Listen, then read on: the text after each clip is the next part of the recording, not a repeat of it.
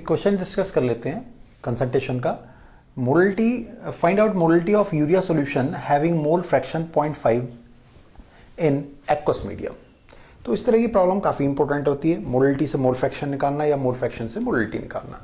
ठीक है, तो ऐसी प्रॉब्लम के लिए हम कैसे सॉल्व करते हैं? सॉल्यूशन हमारे पास में क्या है, मोल फ्रैक्शन को हम एक्स से रिप्रेजेंट करते हैं। मान लीजिए यूरिया का मोल फ्रैक्शन है तो यू लिख दिया, moles of urea plus moles of water, moles upon total moles.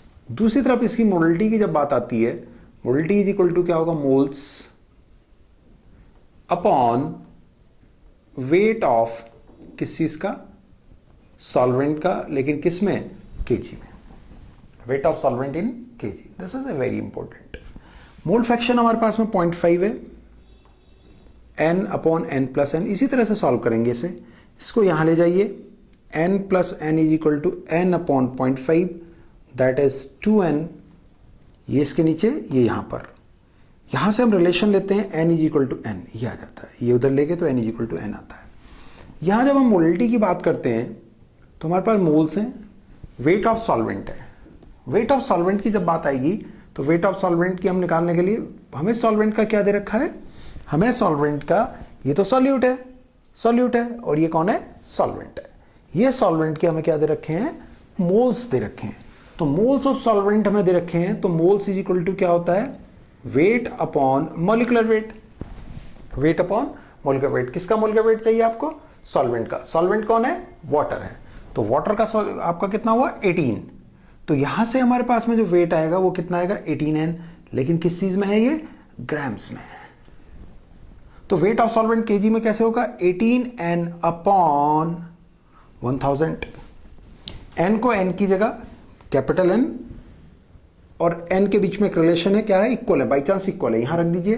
तो मोलटी इज इक्वल टू क्या हो गई, n upon 18n upon 1000। n से n कैंसिल, कितना हुआ, 1000 अपॉन 18, दैट इज 55.5। ये हमारे पास में निकल के आया।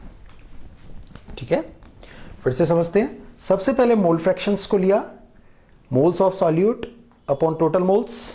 मोल्स हमारे पास 0.5 मोल फ्रैक्शन दिया हुआ, n upon n plus n हो गया, ये हमारे पास में हुआ। इसको इसके नीचे ले गए, यहां ले गए, 2n आया, n हमारा हो गया। मोलटी इज इक्वल टू क्या, moles upon weight of solvent in KG.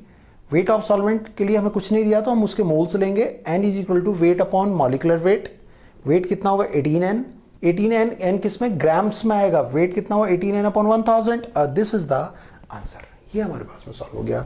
Capital N की वैल्यू उठा करके हमने यहां से रख दी। तो very very very important problem, क्या, मोल फ्रैक्शन से मोलटी निकालना। समटाइम हमारे पास में क्या होता है, मोलटी से मोल फ्रैक्शन निकालना, मोलटी से मोल फ्रैक्शन को निकालना। तो उसको भी सॉल्व करने की हमारे पास में मेथड हुआ करती है कि हम उसे किस तरह से सॉल्व करते हैं।